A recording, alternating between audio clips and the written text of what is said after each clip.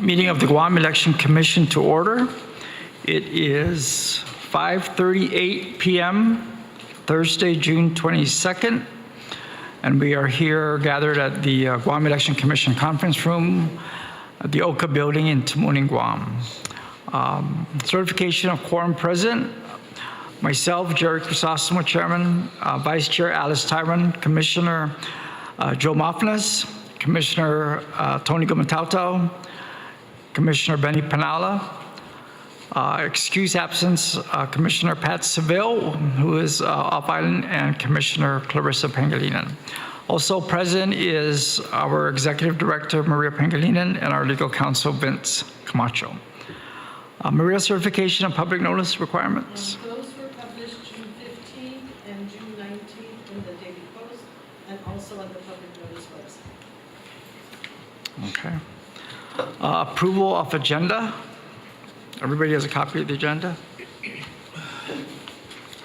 Okay, motion to approve the agenda by Commissioner Tony Gumatauto. Is there a second? Second. Second by Commissioner Mofnas. All those in favor? Okay, the approval of minutes. The minutes of March 16th, 2023. That was the last time that we met. The minutes should be attached.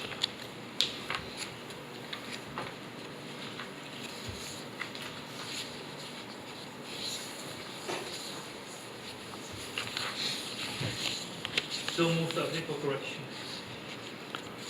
Okay, the motion to approve the minutes of March 16th, subject to corrections made by Commissioner Joe Mofnas. Is there a second? Second by Commissioner Tony Gumatauto. All those in favor, say aye. Opposed? Okay, moving to item 5, correspondence. Maria? Mr. Chair, we received via email Mr. Chirac, Executive Director of the Democratic Party of Guam, with regard to the primary election rules and regulations. On page 9. 9. Yeah. Has everybody had time to read the letter from the Executive Director of the Democratic Party regarding the primary election? And then I believe also Commission staff is passing around the actual order, the memoranda order regarding the subject. So we want to open up discussions at this time. So I do know that I guess it was last year, that the Democratic Party state committees or central committee had voted for a closed primary and approached the commission at the time to conduct the election based on a closed primary and only open to registered Democratic Party members, correct? Subsequently, the commission, well, not us per se, but the executive director and I believe the legal counsel had reviewed that request to promulgate rules and regulations, and there was just not enough time or adequate time to get the rules and regulations promulgated in time for that election. So I believe the party went back and tabled that that vote to a closed primary, and is now coming back as a follow-up to the commission to begin the process of promulgating the rules and regulations for a closed primary on their behalf, based on the memoranda order, correct? Okay.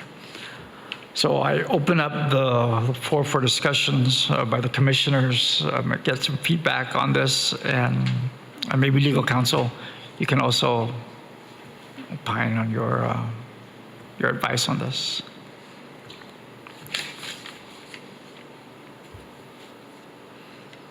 Okay. Any comments, questions?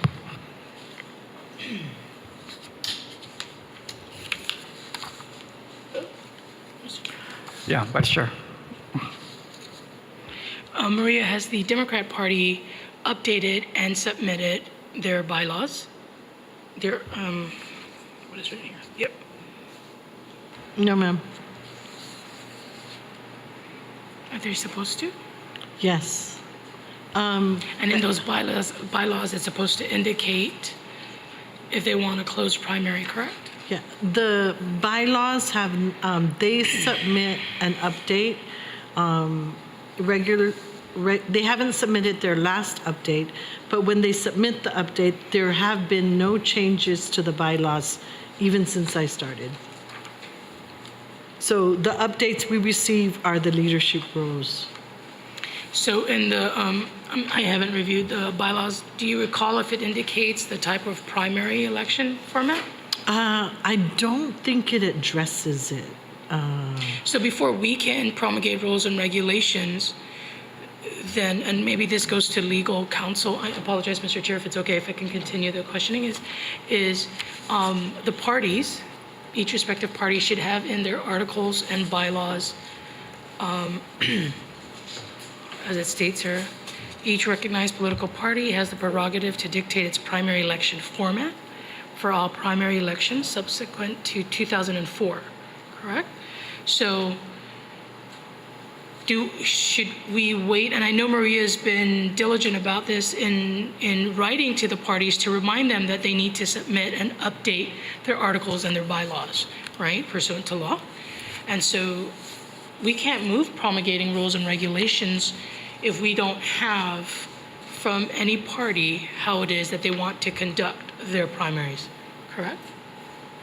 Yeah, that's the prudent way to do it before we can. And I think what it needs to get done probably is the commission needs to send a letter to all the parties and say, we're in the process of complying with this La Marana order, but in order to do so, we need to review your bylaws and articles in order to determine whether we have to incorporate anything into the rules and regulations to ensure that the party is complying with the primary guidelines based upon their bylaws. Otherwise, we're going to be in a situation where it could be, you could have an ad hoc letter from a member of a party that says we want it closed, and maybe, so there has to be some kind of formality within the party that gets transmitted to the Guam Election Commission so that the Guam Election Commission can determine whether that closed primary according to their rules and regulations conform so that they can, because remember, they're going to have to certify that, right? You guys are going to have to certify the results. Now, how do you certify results of a closed primary when you did not conduct the election?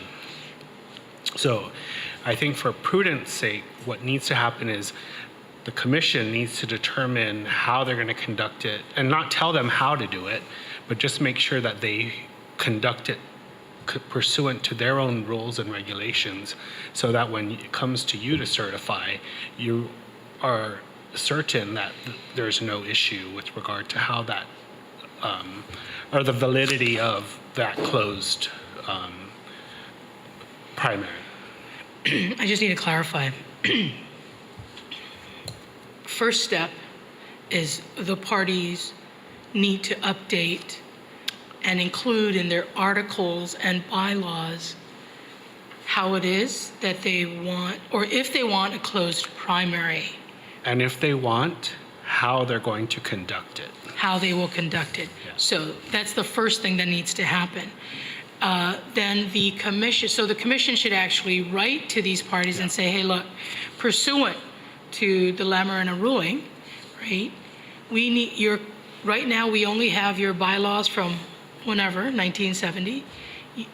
It doesn't indicate how you want, if you want a closed primary or how you want the primary conducted.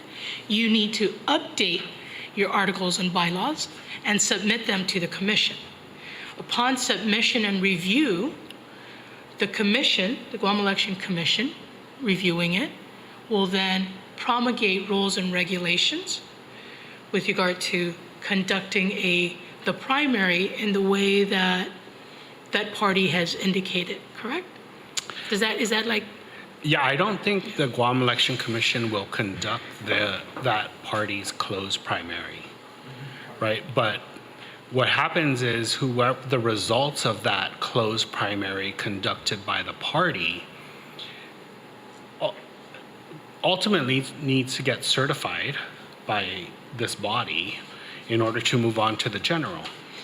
But legal, isn't there a law that states that the commission has to conduct all elections on Guam? Whether it be closed or? Yeah, and that's the rules and regulations process, right? So we need to figure out how, if they're going to have one, and if they're going to have one, how they're going to conduct it, so that the Guam Election Commission has the opportunity to create their rules and regulations in order for them to comply with the law, right? And that's where they don't necessarily they may not conduct the election per se, but they would have oversight to ensure the validity of the election. And that's where the rules and regs, and that's a good question, right, is who is going to oversee from the Guam Election Commission the conduct of that election and how they're making sure that the party who opts for a closed election complies with the policies and procedures within that party's bylaws, right?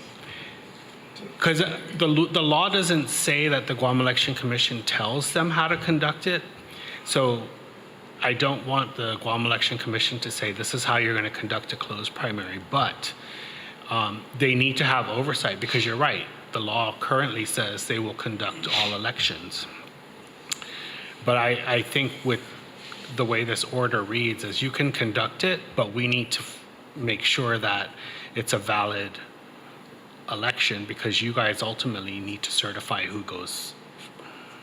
Can you clarify when you say we need to ensure that it's a valid election? Like, who determines if it's valid, and how would we determine if it's valid? Well, that's the process that once we get the information or the updated bylaws, someone within this commission, whether it's the staff or the commissioners themselves, will have to make sure that however they document they're going to conduct their election is conducted in that way, so that whatever results come out are valid based upon the way they said they're going to conduct their elections. So the rules and regs is to sort of to put in place what the Guam Election Commission's role is in determining the validity of that closed primary for that party. And we would, as a commission, would have to determine those rules and regulations in line with what they provide you as to. Was I know when last year when you met with the members of the Democratic Party that brought this up, was that issue discussed with updating, since they voted, I'm assuming the party State Central Committee voted for the closed primary initially, and that they would have to update their bylaws based on that vote. Was that discussed with them at that time? No, And then subsequently submit their updated bylaws? No? no, it wasn't in this case. So that would be the first thing that what Vice Chair mentioned, is that, so if there was a vote to move to a closed primary on behalf of the Democratic Party, then they would have to submit their updated bylaws, correct? And then that will trigger that process. Commissioner Pinella had a question. Mr. Chair, I also have a question. So we all understand that when it's an open primary, the participation, of the general public is involved. And as a result, the GEC, the taxpayers pick up the tab on this. What now if it's a closed primary? Does the GEC bill the various parties for their closed primaries based on resources and time, man hours that will be required to certify? Well, there's two things, I think. One is, if the Democratic Party has moved to a closed primary, then what is the Republican Party or any other party that is recognized? Would they be conducted also in a closed primary, or would that be an open primary or closed convention? Because I know the Republican Party has voted for an open primary previously. Correct. So this recent decision by the Democratic Party then throws a Yeah, so monkey wrench. I would anticipate if it's a closed primary, it would be the Democratic Party and their membership which would be a very small amount compared to the voting population, right? Those on the voter roll. And so that would be, for them. And if GEC were to be involved and resources were to be used and personnel were to be used, would we then be sending a bill to the Democrat Party? Well, that's what the vice chair was asking. Is it because the statute says we have to conduct all elections, including the primary? But what legal is saying is as part of that rules and regulations that need to be promulgated by us. Maybe we can ask legal counsel to take a closer look at that with regard to that part of the law that states we have to conduct all elections. Like, I know we conduct the retirement fund election for their board, Yeah, right? right. So, because we have to conduct all elections on Guam, is what I remember, unless it's been changed, right? Is maybe take a closer look at that. Now, this is not election year, right? I don't Next year. Oh, next year. I mean, we have an election coming up, and Yes, I we have an think election this coming up. would have to be, this is what they're saying, is that they want something So place. would it be, I think maybe, I don't know if the commissioners would agree to this, and is that we hold, first of all, we should respond to Mr. Bajwani, Mr. Bajwani, right? And the Democrat Party, actually all the parties, right? Is just, what is the situation with them right now? Do they need to update their articles and bylaws, et cetera? We provide that information to them. Now, in reference to Mr. Bajwani's letter to the Guam Election Commission, is maybe we can, and I don't know, legal, if you would agree to this, is this can get a little complicated. Okay, so it's being kind of generous there, right? It's very complicated, right? And the last thing we want is to do anything contrary to law and or create law and or rules and regulations that the commission will be sued for, what is that word that's always used? What's that word that's always used when somebody is excluded? Yeah, for lack of a better description. It's like disenfranchised. There, that's the word, right? Is we want to make sure that we've got everything covered. So I think what needs to happen at this point in time is the parties need to be duly notified, right? And maybe we should consider, and legal counsel will have to do more research on this with Maria, and hold an informational and or training session with regard to what it is that you need to do as a party, the decisions you need to make, and from there let them know where the GEC, what our role is, right? Our role is to promulgate rules and regulations, but those rules and regulations are going to be parallel to what it is that you come up with, right? Am I making sense? Yeah, I think the commission has a bigger issue, I was getting and that, but it's okay. not the parties. Because parties are going to do what the parties are going to do. It's the electorate. Because since the inception of the Guam Election Commission, the electorate has gone to the polls and voted in secret whatever party they wanted to vote in. So now you're going to create a new system which completely disenfranchises some of the electorate for not being able to vote in. Yeah. Because they may not be, and I don't know how they're going to determine who gets to vote in the closed primary, but if the majority of the electorate indicates they're independent, and that's 80% of our electorate, are you disenfranchising them because now they can't vote for anyone in that party? That's up to the party, but I think it's probably, the issue is probably going to be more educating the electorate in order to put that into place.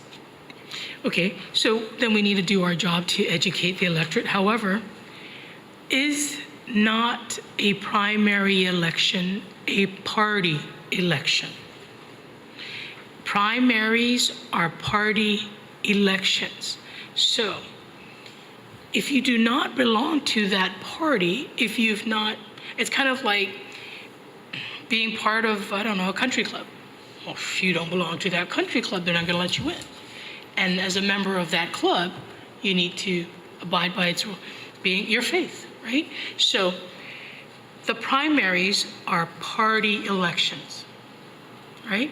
So then you abide by the party rules and regulations, right? Established by their articles and bylaws, et cetera.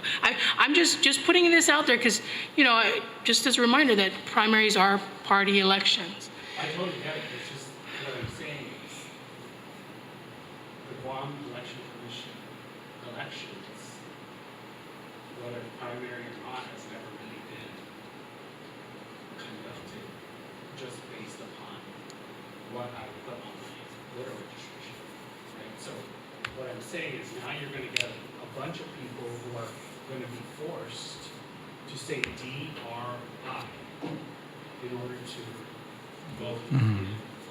Whatever primary, yeah. Yeah. And is that a public policy that you want the electorate to have to choose? I don't know, maybe they do, but as the Guam Election Commission, I think your role is to make sure that most people vote and have the opportunity. And not be disenfranchised. Well, by definition, I think what's going to happen is you are going to see a reduced voter turnout, by definition, if you, It what? Small? a reduced voter turnout, if it's only party members, as opposed to when you open it up to, the whole population of Guam. So you're going to see, by definition, when you do a closed primary. But I think the underlying impact right now is responding to this letter because it's a follow-up from previous. Maria, I remember the issue last year came up because I believe the commission sends a letter to the parties before every election asking to update your bylaws and articles, right? And they never respond. They don't respond, we take it like they want Yeah. to keep it the same. So I know that was an issue last year. I think the Democratic Party came back and said, well, yeah, but you sent a letter, a few days before. For the primary, there wasn't enough time, vice versa, whatever. But I know that we send out annually, at least before each election, if not annually, for updates to the bylaws. And I think this is the time, again, to do it. And then respond to this so that they know this is still in our radar. There's going to be a lot of ramifications, obviously, but we need to start Like setting it in place. Yes, one step at a time, Yeah, right, yeah. Mr. Chair? And so respond to Mr. Bajwani, and of course, To the order. to the Lamarana, Judge Lamarana's order, right? So instead of sending it the 90 days before the election, we can send that letter now? I don't think 90 days. Still have to comply with the law. Yeah, it says Yeah. 90. Yeah. We should be ready with the rules and regs, Yeah. So should they respond. it takes, 60 days for rules and regs? 90 days for rules and regs? Yeah, administrative. Okay, so we need to follow the Lamarana order, right? Respond to Mr. Bajwani and find out from the parties, what is it? Well, at least for the Democrat Party, what is it? Yeah. Right, they want pursuant to this, and then we take it from there. And then legal counsel, for me, right, is,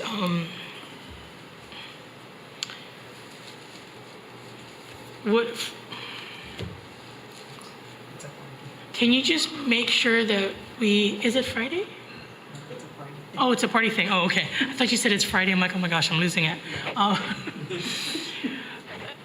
That we get, at least as commissioners, right, what are our options and the best legal course of action that we can take, given our roles, so as to ensure and mitigate and or minimize the potential for lawsuit, right? And we want to, exposure to that. And as always, this commission has always done its best and everything it could do to ensure that we have as many people vote as possible, right? So just to keep that in the back of your mind is what's our best legal course of action? Let's respond to Mr. Bhashwani, reference to this, Yeah. and ask them what they need to do. You still have to do it 90 days before the election, but we're responding to him, and, you know, and then just in the back of your mind, okay, what is the next course of action that we need to take as commissioners?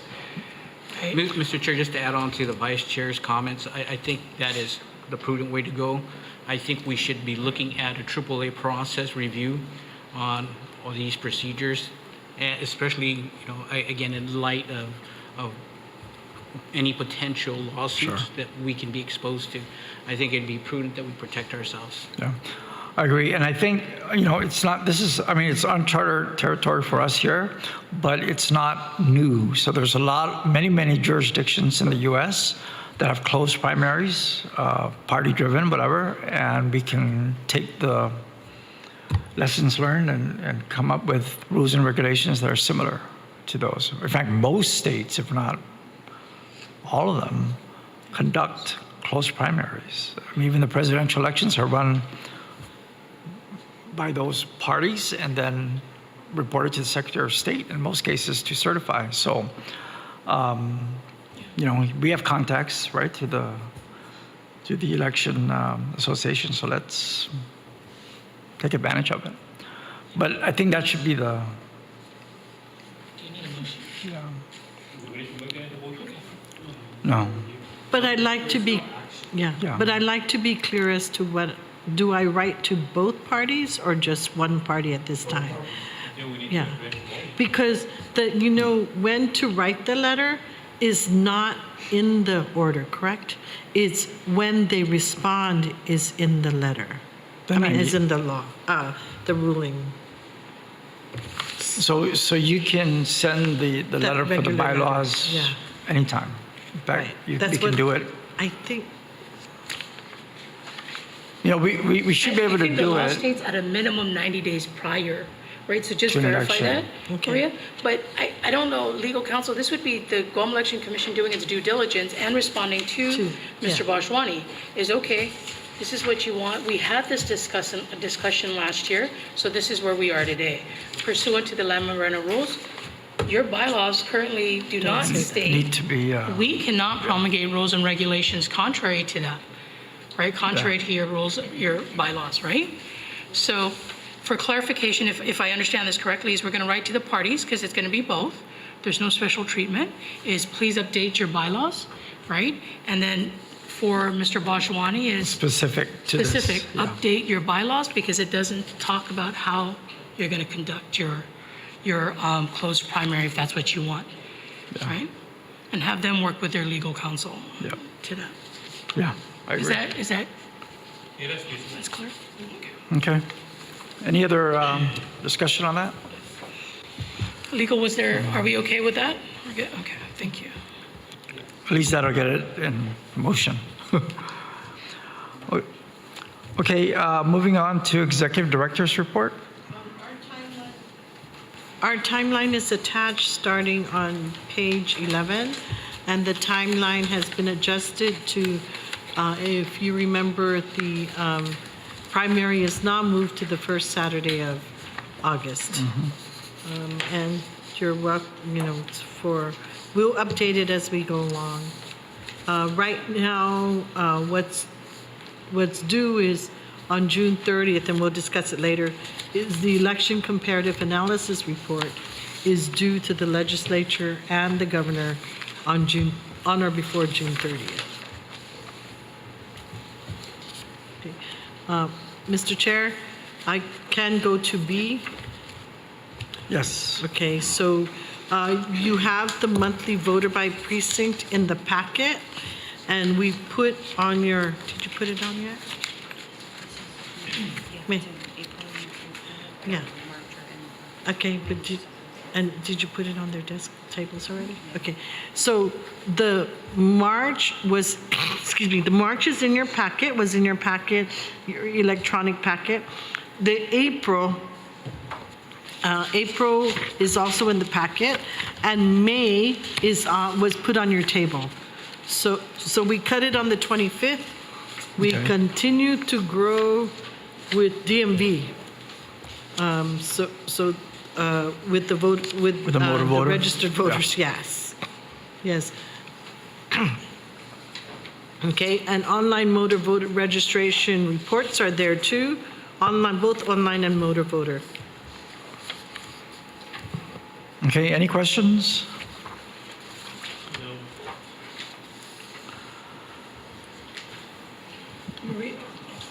Sure. We are caught up, right, with regard to the number of individuals who are registering at DMV and then uploaded into our system? Yes, it takes us a little bit, takes us about a couple weeks to close it. We close on the 25th of every month, and then it takes us a couple weeks to upload all of them.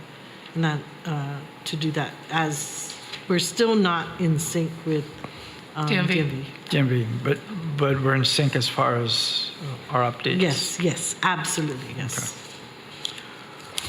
Okay.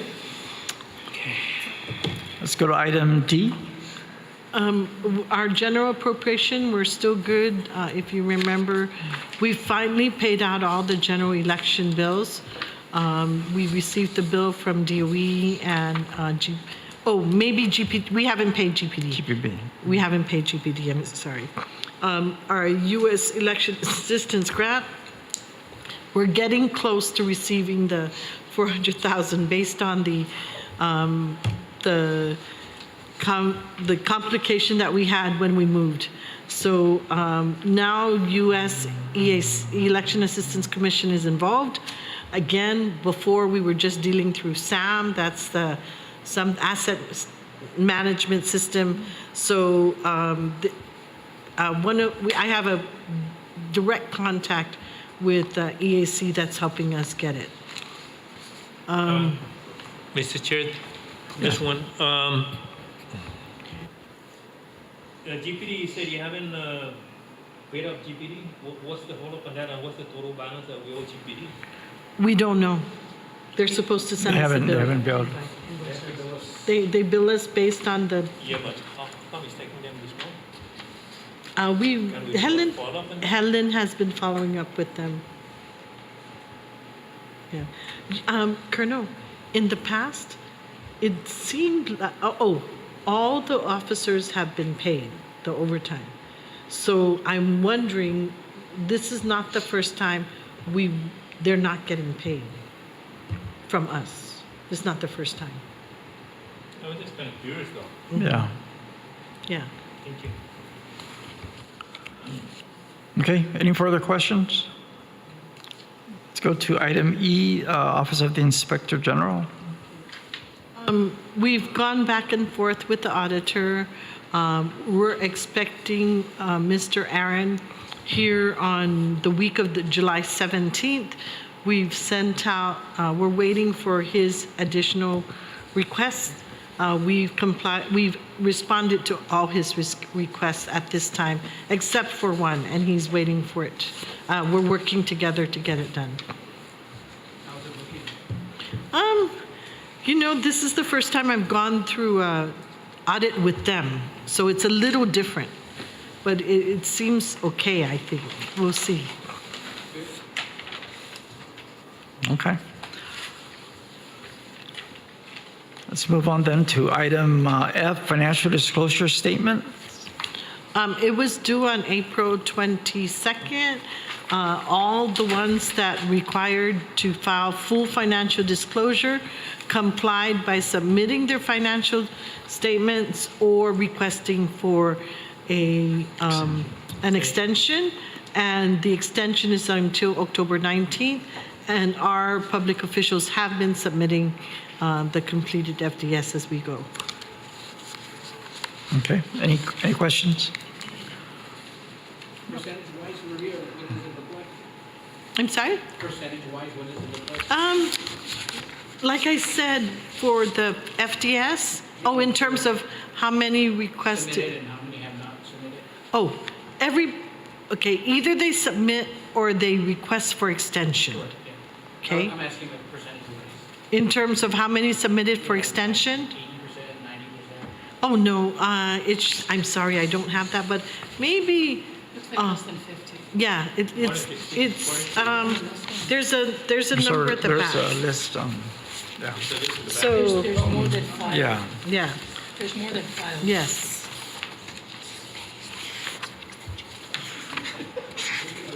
Yeah.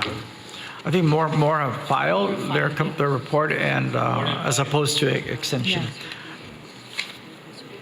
Okay, Compared to those that didn't file at all. Yeah. Yeah. Yeah. Okay. Yep. Okay, let's go to item G, Election Assistance Commission Standard Board Meeting. Anna and I attended the Standards Board meeting back in April, and we have our travel report in the packet on page 39. And when they were looking for candidates for the executive board, they were almost desperate, so I put in my name, and I was elected to the Standards Board Executive Committee in April for 1 year. How long is your term? 1 year. 1 year. From when to when? April 15th to the next time the Standards Board April meets. 15, 2023 to 2024. 24. Ha. Congratulations. Oh, good. Thank you. Congratulations. Okay. Yeah. We also, I also submitted the, that class that I taught at the university. I also submitted it as best practices, and we also won. 4 of us, 4 jurisdictions. There are 1,600 election jurisdictions, and so 4 were chosen, and we were one of those. Oh, good. Congratulations. Yep. Good job. Good time to do Yep. Did you just do that? Okay, moving on to, is that it, Maria, for Executive Director's report? Anything Well, else? one more thing about Yeah. the typhoon. We've been, I thought we were lucky because we were on the hospital line, but our power kept going on and off. Unfortunately, we lost our generator, so we're waiting for parts to get that fixed. But now, since yesterday, it was announced that Todd's at load sharing anymore. Yeah. So you're we're good. back on regular power? Yes. So overall, how did the commission fare with the storm? Any other damages? We lost a couple of air conditioners, including our central. They were up there yesterday and we thought, or Saturday all day, and we thought it was fixed, but we're waiting to hear from back. They're going to check it again because the central's not working. We had some water. We had lots of water. We cleared that out, but that's about all. Everything else was okay. Seepage. Like everybody else. Yeah. We didn't lose any records or anything. Yeah. No. We're gonna do it. Yeah. We have rust at the bottom of our ballot boxes. So Yes. What? rust Because of the water? with the water. Yeah. Just make sure that the bottom doesn't break Yeah. for the next election. To that, and Mr. Chair, I have a question. Are we doing anything to maybe digitize our AORs and things like that so that, or are we, is it by law that we have to keep, I mean, we have to keep the AORs, the paper? So I guess because of the signature, and the only thing we can scan. We tried back in 2012. I think we tried to scan them, but now we have the DMV, which is a bigger portion of, and those. We've been asking DMV to put the actual application up so that we can see it. So we've been asking for 3 years now, and it hasn't been done. If that gets done, then it'd be much, much simpler. We won't have to have that many file cabinets. Because if you well, I'm just asking, Maria, just as a backup, yeah. in the event we lose, I mean, Uh-huh. yeah. Jack is working on, well, as the new ones come in on an AOR, those all get recorded in our system. So it's the older ones, and the older ones, some of them we don't have AORs for. So moving forward, you're digitizing the new ones. Yes. And of course, we have to keep the paper. Yes. But at least we have backup for Correct. that. Yes. And then work on a plan for those moving, that came previous, Yeah. prior to. Okay. Thank you, Mr. Okay. Okay, let's go on to old business then. Item I, 2022 general election. Yes, so we, like I said, we finally paid off. The only thing missing is GPD that we haven't paid, and maybe That's the only they're- one out Yeah, of all and the maybe they're not vendors. going to send us a bill. I don't know. As in the past. We still encumber that, or? We don't encumber it, that we don't have a, well. have an invoice. Yeah, but we do have, if you remember, we got the supplemental to pay all those. Yeah. So, yeah. Okay. Isn't there a law, Maria, though, that GPD has to do this? Yes. Yeah. Okay. Whether they get paid or not is Whether they get paid. Right. the bill. Yeah, by law, they should. Yeah. Okay, item B, fiscal year budget Okay, request for so 24. I don't Nothing, think right? there's going to be a budget hearing for us. We met with the Oversight. with the chair, and we showed them what we have, and that's all we have. Okay. Okay, any questions? Item C, the executive director's performance evaluation. I know we've put this off for a long time, 2 years. I think the last discussion was in '21, and it's been postponed until such time that we get all the commissioners here. But it's 2 years too long, I think. So since we have quorum here, I'd like to proceed with the performance evaluation and not hold it any further, unless there's any objections or. And I know we passed around the evaluation form, right?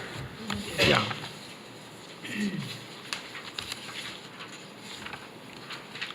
So if you can take a look at that, we'd like to get that completed and try to close the performance evaluation from Maria. It's been 2 years, so she's owed at least a step up, if not two, for the 2 years. I think she's at step 10. Yeah, based on Yeah. the scale. So She's ET. yeah, ET step 10. So since the last evaluation that was done was in '21, she was owed 22, and of course this year.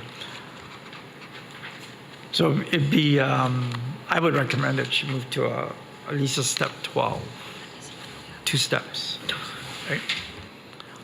Once we complete the overall performance. So I think from the 20 election or 22 election was the last, and that was a general election. But I think overall, Her last eval was 2021. yeah, 21, Yeah. which gauged the 20 election and prior, right? Yeah. So 2022 election would be this election, or this evaluation cycle. Okay? So if we can complete the evaluation form that's presented to all the commissioners, and then this has to be signed, right, by the commissioners? Yeah, Sign or as a picture, review yeah, of the date. right.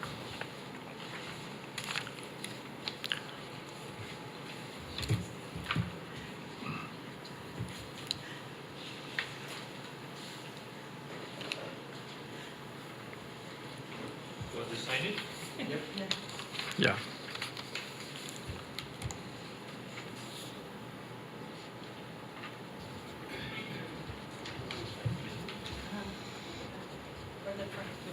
The front. It says reviewer? Yes, the front and then just the date.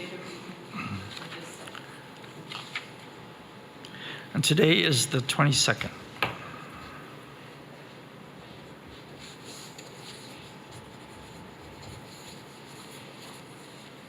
Do we need a motion to accept the stuff?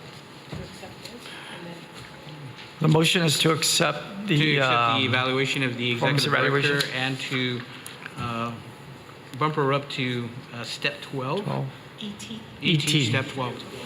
okay, so the motion is to move to accept the performance evaluation of the executive director, Maria Pangilinan, and in line to adjust her current salary from a step 10 to a step 12 ET.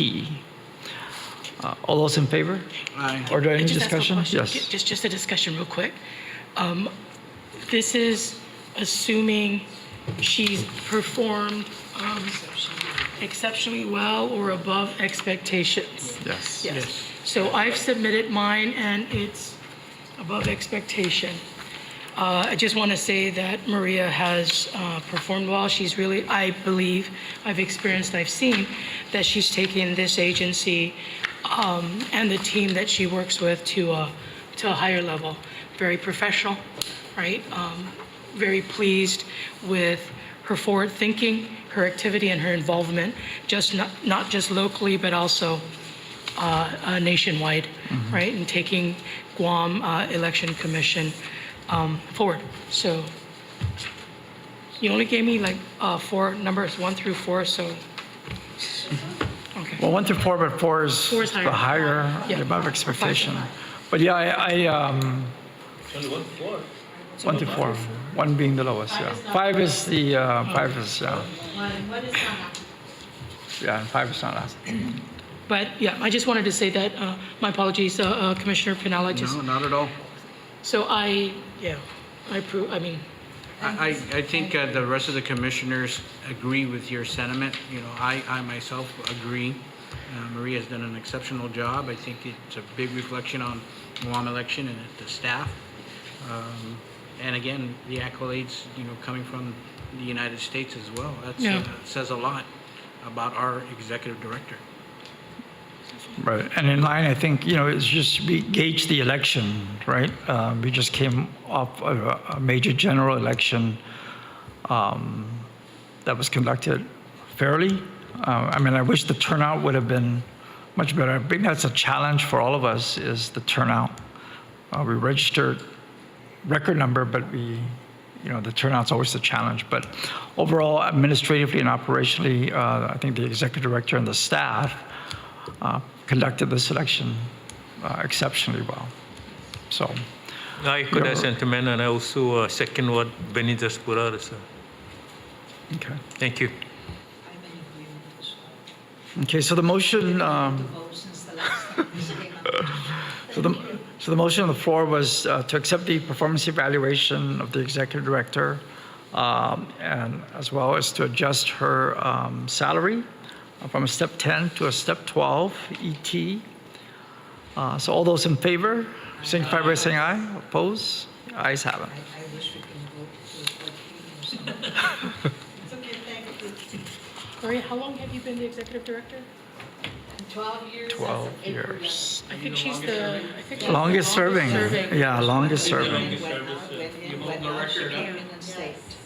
Yeah, Usually after an election, it determines if that's right. You've seen them come and go, right? she's been kept on, so that's a good sign. Yeah, It's been yeah. Okay, moving on to item D, Campaign Finance Committee. We've been working on it, and kudos to Anna sitting next to me. She's our lead on campaign finance.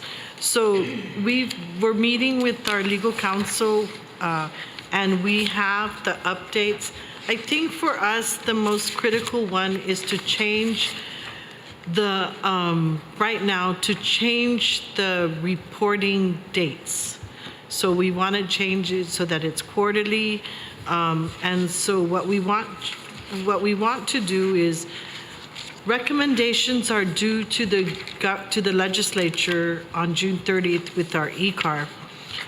But we also wanted to send it separate, the update on Chapter 17, possibly getting them to act on it.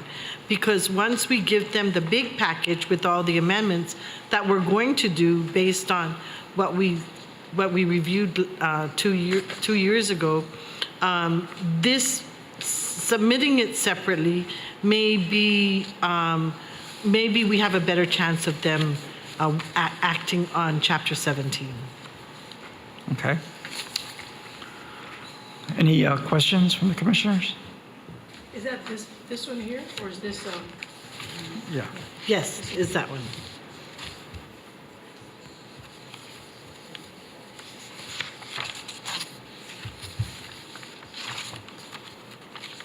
legal counsel has reviewed this? Yeah, actually, we went through the review together, and then Anna finalized it on Monday? Friday, last week. And so we've talked about it a lot, but he needs to see it again one more time, I think.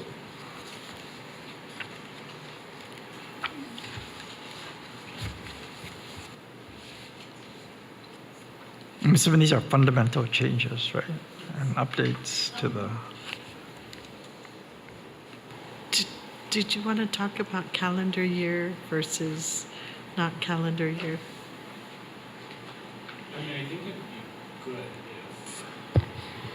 if we had a summary of the changes for you guys, so that whatever questions you may have, because some of the changes are, some of them may be rhetorical, some of them may, one of the issues is the definition of,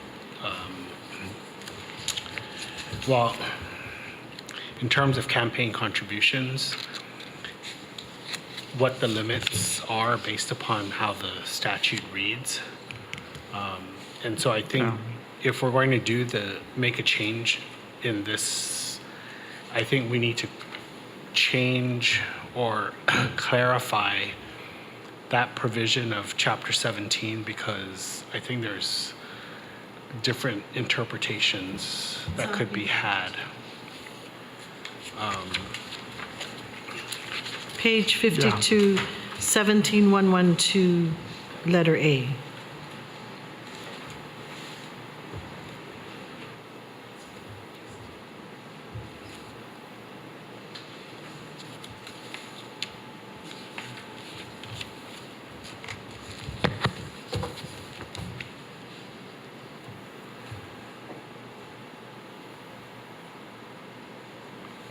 and this update to the, to the rules have to be submitted when? By the end of this month? Yes. That's just next week, right? Uh-huh. Mr. Chairman, I got a real quick question. So section 17120, administrative relief, fines and relief. I thought we were going to look at putting some sort of clause in there about a cure. So we'll give, individuals, candidates opportunity to take care of their reporting and to cure any, information. To remedy any discrepancies. Right. And that- if they don't do it, after the cure section, then of course the administrative fines will kick in. That provision is in the GAR, in the rules and regs. Okay, but I thought we were gonna put it in the finance. It is, but it's in the GAR for the finance.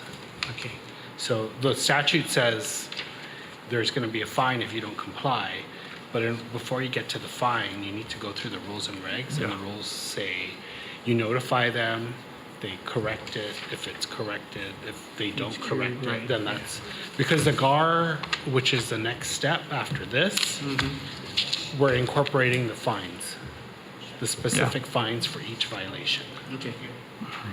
So the. Right, when is that's the addressed GAR by the here? GAR. Or not No, yet? we didn't put it in yet. So we went through both the law, the statute, and the rules, and we have proposed amendments. Would it be prudent to put that reference in this? No, it'll be in the GAR, which is, because the GAR has to go through its own Yeah. separate public hearing. This goes to the legislature for the statute, right? But then you guys need to look at the GAR. We're gonna have to have a public hearing to go through the AAA process, basically, for the GAR. Yeah. Okay.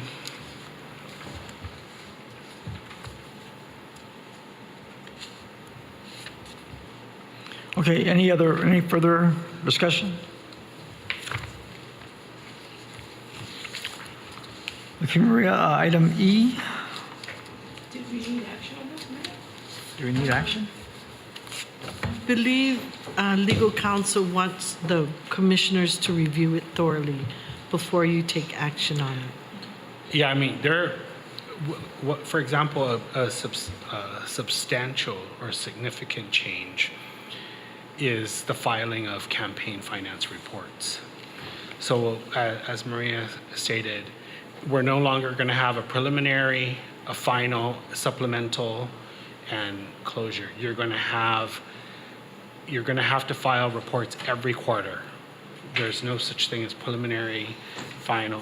And then you'll have a closeout, right? And then we also have a separate process for dissolving, right? Once certain events happen, but they're all tied into the report, so it makes it easier for these guys, easier for the candidates. So there's not 10 days before the election, 10 days after the election. It's just every quarter. So for example, after a general election, the next report won't be due till January, right? Because the quarter ends in December. And we just think it's a lot easier than you just got through an election. It's hard to get everything together in 10 days to file a final report. You'll have till the end of the year to put everything together so that you don't get those hefty fines that will be in the, but it just gives the candidates ample time to put everything together to make sure the reports are correct. Yeah. And I'm sure we're going to be giving them that information during the candidate briefings. Yeah. So Well- this has to be submitted on the 30th? We have, if you look in the, did we put the recommendations in there? We submitted recommendations 2 years ago. So we were going, and they did not act on it. So the way we were going to do it was submit those recommendations again. I take it back. They acted on only one, which was to change the primary election. So I think those are still good recommendations. We were going to submit those, and now with the timing, submit this. We can submit this later. We do have recommendations to go with our e-car, and we can submit this later after the commissioners have reviewed it thoroughly. Yeah, I think we need to Yeah. really look at this Yeah. thoroughly, because this is another fundamental change. Well, I don't want this to get out as a recommendation, and you guys are not, and then you guys get Yeah. questioned on it without sort of understanding how the operation That's right. developed. Yeah, I agree. Okay. So, Mr. Chair, what I can do, like he said, like legal counsel said, we can prepare a summary of all the different changes for the next meeting. Right. Okay, but review it so that if you have questions, Okay. let us know. And then at that time, we'll finalize this. To just go through it with you guys, and then whatever questions you guys have, then Yeah. have a year to address it. I mean, your buy-in is very important to this. Yeah. You know, you guys represent. Well, the parties, so it'll come back to us. So, Yeah. I want to make sure you guys are. Yeah, that's a good recommendation. I think we'll Yeah. schedule a working session maybe. Do we have to announce that? The working session. You're not making any decisions, you're just being. Okay. All right. Then you have to come back. Yeah. Okay. Okay. Any further discussion? Okay. Item E, GFT. So, if you remember, they did some things that they were not supposed to do. And I think, if I remember correctly, one of the discussions that we've had is what do we do with COPE? Yeah. And it's always been every election we go through this, right? With Guam Federation. So I think even in reviewing Chapter 17, we sort of try to tighten up the definitions so that it encompasses what the intent of the law is. And really, the Guam Election Commission is not necessarily the enforcement arm. It would be the Attorney General, right? And so we make them aware and then just forward the information to the Attorney General for disposition. Because the big question is what happens to any money that's collected from, members, or how the money is raised. The whole purpose behind campaign finance reports is so that the electorate is informed of who's sort of supporting who. It's a transparency issue, right? Where the money is coming from for supporting certain candidates or issues. And so it's very important that these people file campaign finance reports of where the money is coming from and how it's being spent. And so if they're not supposed to collect money to spend money for campaigns or elections, then they need to be held accountable for that as well. Have we referred this? We've referred this to the Attorney General's office, right? No? I don't know. No, and that's what we're looking for, direction from the commission to send the letter to the Attorney General. Okay. I mean, how does any comments from the commissioners on that? I think that I know we went through this in the past election Yes. and this recent election. We wrote letters to them directly. So I think we need some guidance and clarity from the Attorney General's office, and leave it up to them to guide us from that. I think we're ahead of the game at this point. Yeah. So Maria, we'll go ahead and refer it to the Attorney General's office. Okay, moving on then to new business. You have two bills there, right? Yeah, so the first one, Mr. Chair, it's just the, this one is the primary election. It puts us at if the bill is passed the way it's written, it puts the Guam Election Commission in a position where we won't know how the candidates are going to be on the ballot.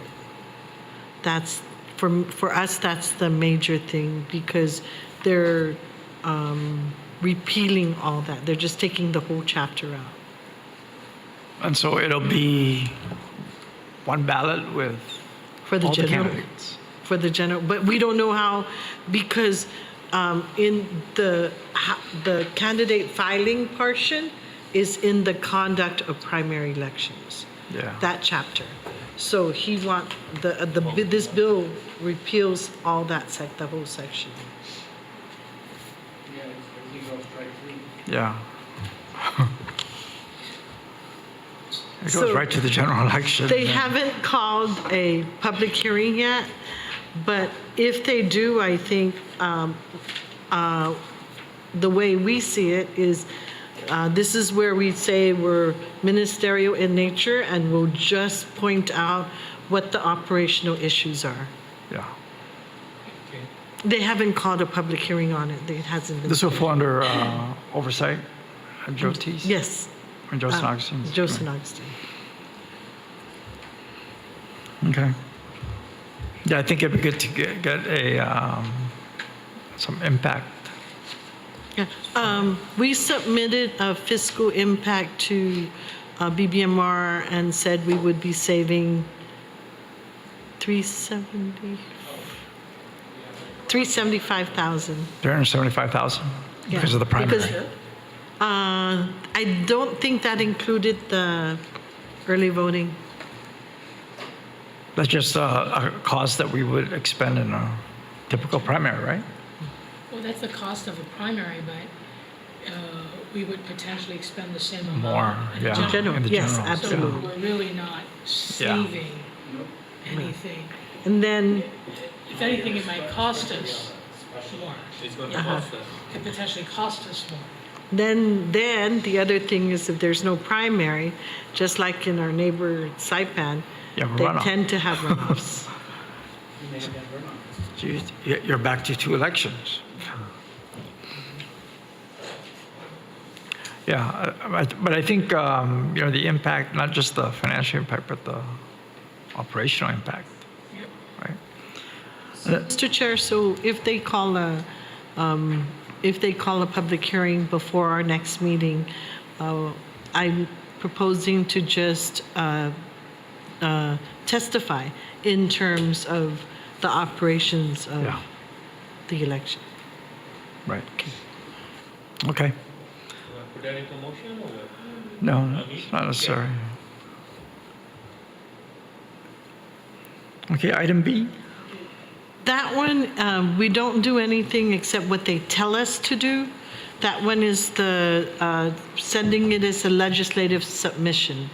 So we have the initiative referendum and legislative submission. So if this passes, this will be on the general election, Oh, for the general election. for the Okay. general election. Okay, any discussions on that? The bill is attached. All right, any other further new business? None? Okay, we'll go to legal counsel's report. Well, so as you know, the Attorney General filed a motion to enjoin or to remove the injunction relative to Guam's eviction law that was enjoined because of the time it was passed. So the district court ruled that ruled against the Attorney General.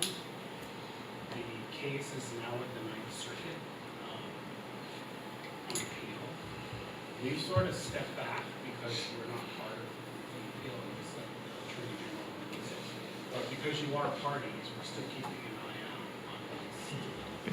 Right. So right now, we're still in the early stages of the appeal. Briefs haven't been filed yet. Transcripts have just been ordered from the district court case. So that's pretty much where we are now. Do you anticipate this going up to the Supreme Court? I mean, it could, everywhere around the nation, the states are sort of bringing these, there's cases from different jurisdictions, right? So Yeah. if the circuits conflict on the issue, that it might be. But yeah, I think the Supreme Court pretty much said we're going to leave it up to the states, right? So we may sort of get like a marijuana kind of issue. In some states you can't do marijuana, in some states you can't. It's weird. Yeah. In some states you may get abortion, some states. Yeah. Okay. No dates for that yet, so. Any other items? Legal? Okay, moving on to public comments. Are there any public comments? Our next meeting? We're right at, after liberation? July 20th, Before liberation? yeah, Because liberation's a 3-day, right? yeah, the 21st. So 3 you want to day. do it on the 20th? The day before liberation. Liberation is on Friday. Yeah. July 20th is fine? Is that fine for everybody? I'm not camping out, so. July 20th. 20th, it's a Thursday, day before It's the liberation. third Thursday of the month. Yeah, Malika, yeah. okay, practice your Chamorro. I mean, there probably wouldn't be they don't know yet if there's going to be a parade, right? So,